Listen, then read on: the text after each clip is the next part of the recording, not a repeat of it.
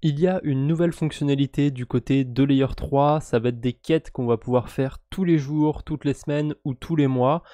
Et la petite cerise sur le gâteau, c'est que là pour l'instant, dans les quêtes qu'il y en a même une qui pourrait aider à farmer un airdrop, ça va être l'airdrop de ZK Sync.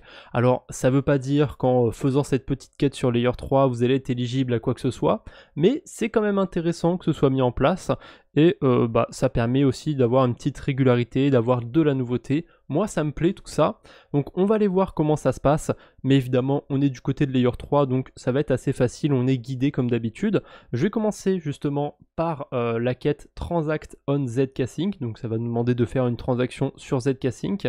Alors est-ce que aujourd'hui j'ai fait une transaction sur ZK Sync? Bah pas encore, j'attendais justement de lancer la vidéo pour faire ça. Tant qu'à faire, je vais optimiser. Il y a une toute nouvelle quête avec PancakeSwap sur ZK Sync, ça nous demande d'échanger au moins 10 $ de tokens sur PancakeSwap en utilisant ZK Sync. Et ben c'est ce que je vais faire tout de suite. Je vais envoyer un petit peu d'Ether, alors on va en mettre un chouïa moins contre des USDC. On va swap ça. Tac. Il y en a pour plus de 10 $, donc normalement je devrais pouvoir valider la quête de PancakeSwap. Hop.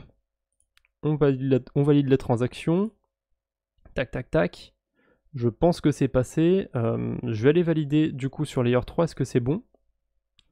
Magnifique, ça a l'air d'être bon. Et voilà. Toum toum toum toum. Tiens, je vais vous mettre le son. Parce que j'aime bien les sons de Layer 3, c'est sympathique. Mais je vous le mets pas trop fort. Hop. Et comme j'ai fait une transaction sur ZK Sync, je peux aller vérifier ça aussi sur la quête journalière. Normalement, ça devrait marcher. Yes, j'ai gagné 5 XP, et quand je l'aurai fait 3 fois, du coup, je vais gagner un coffre qui va me donner encore plus d'XP, et peut-être un petit NFT à la con. Continue, maintenant on va aller faire la quête hebdomadaire, j'ai failli dire semainière, décidément. Keep your wallet safe. Alors qu'est-ce qu'il faut faire pour garder son wallet safe? Bah, tout simplement, on va aller sur revoke.cash et on va faire, on va revoquer un approval. Tout simplement, je connecte mon portefeuille. Je suis connecté. Get started. Sur quelle blockchain on pourrait se mettre? Je vais me mettre sur Polygon pour pas payer trop cher en frais. Et on va essayer de désapprouver une bonne approbation, genre sur du stablecoin ou quoi. Est-ce que j'ai ça dans mon portefeuille? Pas spécialement, enfin je l'ai sur du TUSD ou du AG Euro, mais je m'en sers jamais en fait de ces stablecoins. J'ai envie de voir sur une autre blockchain, j'ai vraiment pas, j'ai pas un truc qui traîne sur un stablecoin. Ah bah voilà, là j'ai 128 USDC, on va revoquer ça. Tac. Sur Arbitrum du coup, bon ça coûtera un petit peu plus cher en frais de transaction, 15 centimes, mais au moins ça va me sécuriser. Tac, magnifique. Et ça voilà, on peut le faire juste une fois par semaine. Et on peut récupérer un petit peu d'XP. De toute façon, quand on a une bonne hygiène du côté de la DeFi, c'est quelque chose à faire de temps en temps. Donc n'hésitez pas. Au moins, ça peut vous donner le rappel chaque semaine d'aller voir si vous n'avez pas 2-3 approbations qu'il faudrait aller revoquer. Hop. Maintenant, on a encore 2 petites quêtes à faire. Alors celles-ci, elles sont pas chiantes ou quoi, mais c'est pas forcément des choses que vous avez envie de faire. La première, ça va être Earn Yield on Idle Assets, donc ça va être tout simplement de gagner du yield, de gagner des intérêts sur des cryptos, et ça va vous demander du coup de mettre des actifs sur AAV. Alors, pourquoi pas d'un côté, AAV c'est plutôt solide comme protocole, ça permet d'avoir des intérêts sur ces cryptos, mais est-ce que vous avez forcément envie? C'est ce que je me dis, la quête est sympa, mais vous n'avez pas forcément envie d'aller déposer des actifs sur AV pour X ou Y raison, mais dans le cas où vous avez envie de déposer des cryptos, et ben voilà, faites votre transaction et pensez à valider ça sur Layer 3 en même temps. Moi j'avais racheté un petit peu de WSTETH dans l'après-midi, je crois que j'avais fait une quête sur Layer 3 ou je sais plus trop ce que j'avais foutu. Non, c'est quand j'ai été récupérer mon badge sur D-Bank. Voilà, du coup, maintenant que j'ai de l'Ethereum staké, je vais aller le déposer sur AAV pour optimiser. Bon, je vais pas gagner beaucoup d'intérêt en faisant ça, mais si j'en ai un petit peu, je vais pouvoir emprunter par-dessus. Peut-être faire une boucle vertueuse. Hop, c'est déposé. Et là, normalement, je peux vérifier, c'est passé. Est-ce que c'est bon?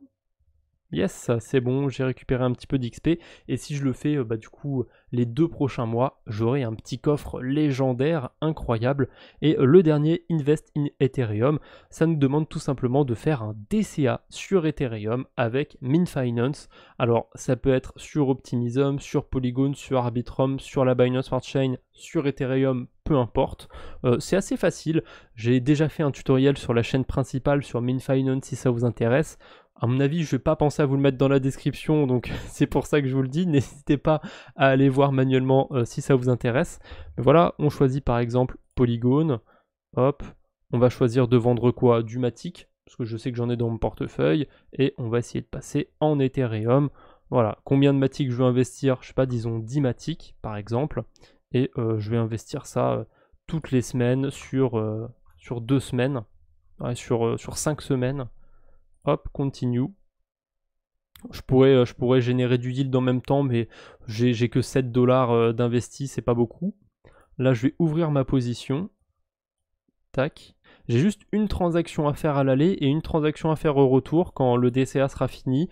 Entre deux, ça va se faire automatiquement le DCA.